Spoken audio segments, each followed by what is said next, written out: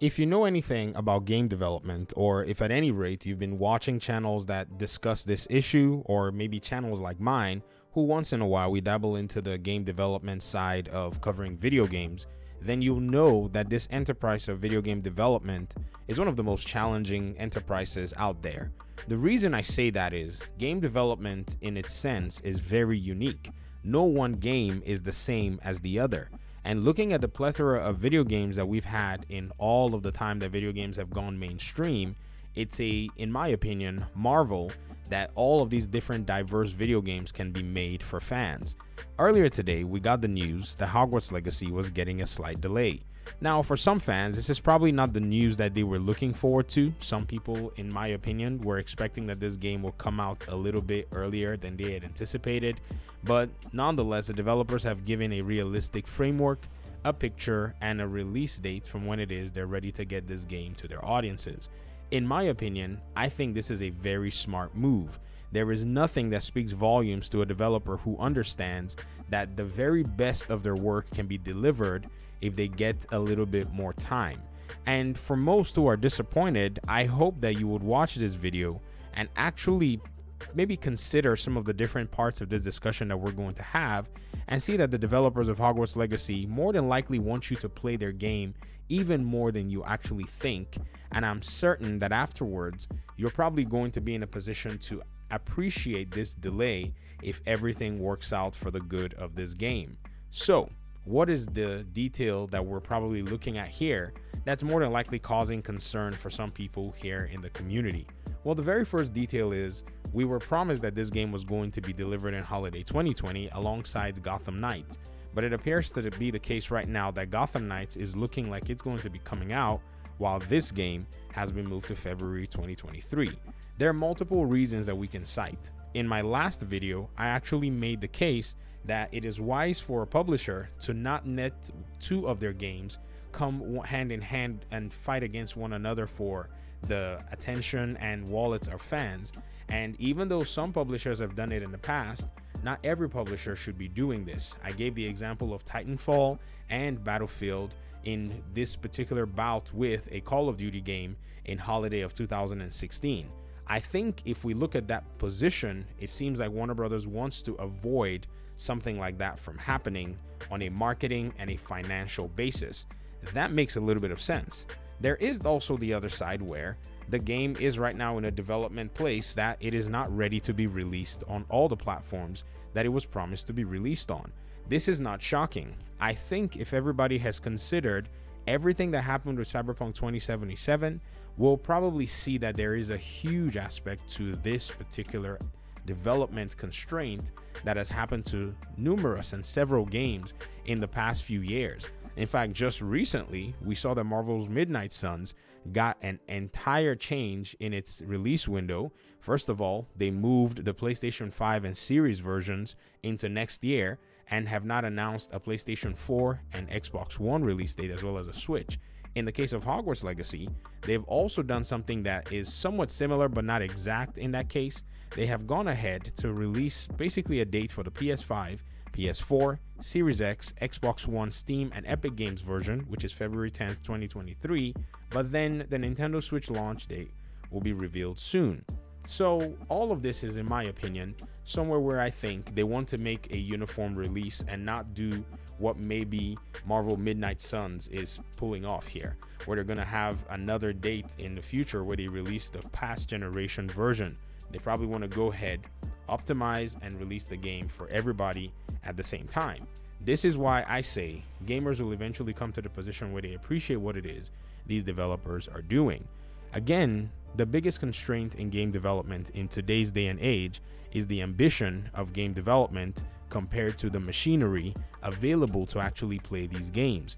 The PlayStation 4 continues to resonate in my mind as an old hardware that did not necessarily get a lot of upgrades, and many developers have, in one form or the other, pretty much deemed this machine as something that is not as powerful to take on a lot of the functionality that you want to put in a video game. You see, I've also been able to have the opportunity to be in discussions on Twitter, different forums with developers from one of the video games that I played for about 4 years, which is Tom Clancy's The Division and The Division 2. And in this particular arena, or in the conversations that we had, the developers were able to share a whole lot of things with the community. In one particular instance, one of the developers talked about the biggest constraint of running the game fully on the console. And this stemmed from that discussion where many people have always said, why do we have to have an internet connection to play single player versions of these games? And this developer answered and said, something many people don't know is, if you're going to run some of these big games, it's actually better that you run some aspects of the game from the server of the video game development company rather than run everything on the console, because the console can't take it all. So in The Division, the first one from 2016, the developers ran a lot of functions like the AI and some aspects of the game on their own servers. This was where they could get the best of all worlds. They could have the player, some elements be on the console, and then run some other aspects on the server. In a game like, say, Hogwarts Legacy, this option may not necessarily have been available, or it may not necessarily have been built into the framework of the game. Hence, a lot of the machine is going to be running this entire process.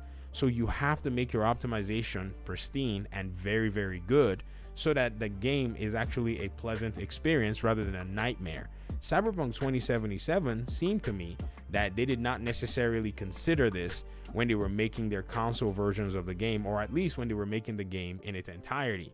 Therefore, the PC version, which the game basically can be played fully offline, runs very smooth. In fact, for those of you who know, the CD Projekt Red has their own store where their games that they sell on there are DRM free. That means you don't have to connect to any network or connect to any online service to be able to play the games that are sold on their store. Cyberpunk 2077 is exactly like that.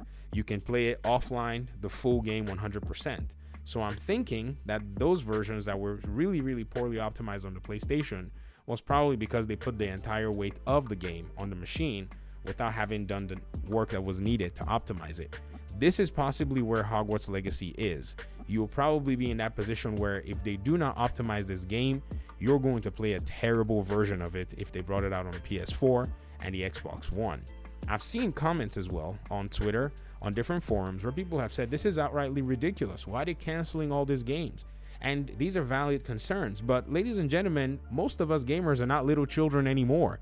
We're not teenagers who cannot critically assess and evaluate these issues. For most of us, we can actually go online and look up some of these constraints and look up the enterprise of game development and be able to at least form an understanding as to why these things are happening. Because guess what? The developers are not going to tell us that the consoles that we're trying to develop for are ancient consoles. It's not going to be something they can easily mention because they have agreements so that they can publish their video games on these platforms henceforth. So no one's going to tell you, oh my gosh, we cannot get our optimization team or our technical artists to figure out why this game is buggy in this place. They won't say that because it does not bode well for the public image of the company. But in reality, I guarantee you that hairs are on fire in those studios trying to figure out exactly how to get this game to the audience. By and large, it looks like the game has a lot of its, systems and some of its aspects already done. To me, I think the game is actually probably playable on some machine, maybe like a PC or maybe like a PS5 or an Xbox Series X, maybe with a lot of heat, but it's still in a position where I think it's playable. The question now is getting it to all of the platforms that it's been promised on without having to disappoint an entire plethora of the gaming community. This is something that we also have to brace ourselves for, because I already said it a while ago. I remember when fellow content creator, Hogwarts Legacy, and even a lot of other Warner Brothers games, Podcast Now, was asking questions on Twitter as to when people thought this game was going to come out.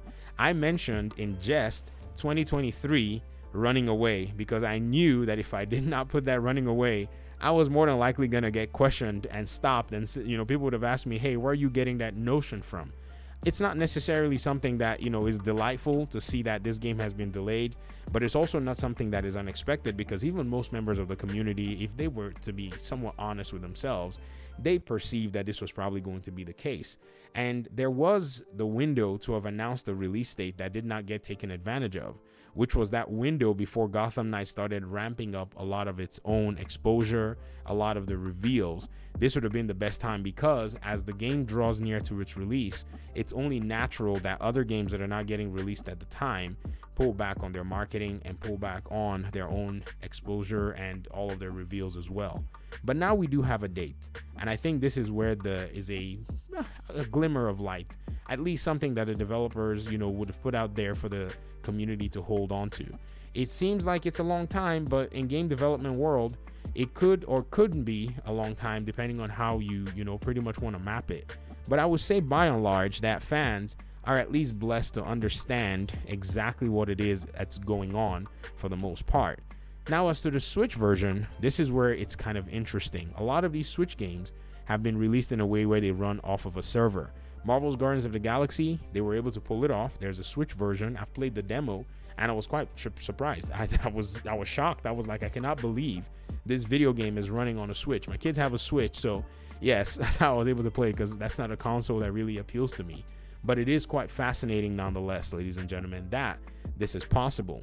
So this Switch version is probably, you know, in my opinion, being made to run on the Switch and do very well. Now, the way they usually do these server-based games, like the way they do on the Stadia, is that you're just playing the game, but it's installed on some server computer in the game's publishing studio or in their IT arm. So I guess, you know, overall, if the game is not necessarily optimized fully, then they're probably not going to even give you a Switch version of it. But by and large, I still think the PlayStation 4 and Xbox Ones are the bottleneck here, not necessarily the Switch per se. But we'll talk about this in another video. I'll try my best to visit this, because I know a lot of fans are probably looking forward to, you know, some more answers. And so we'll get on that, and I'll do some more research so I can serve you guys in this community. So thanks so much for watching the video. I really appreciate you guys so much, and hopefully we'll talk pretty soon. Peace out.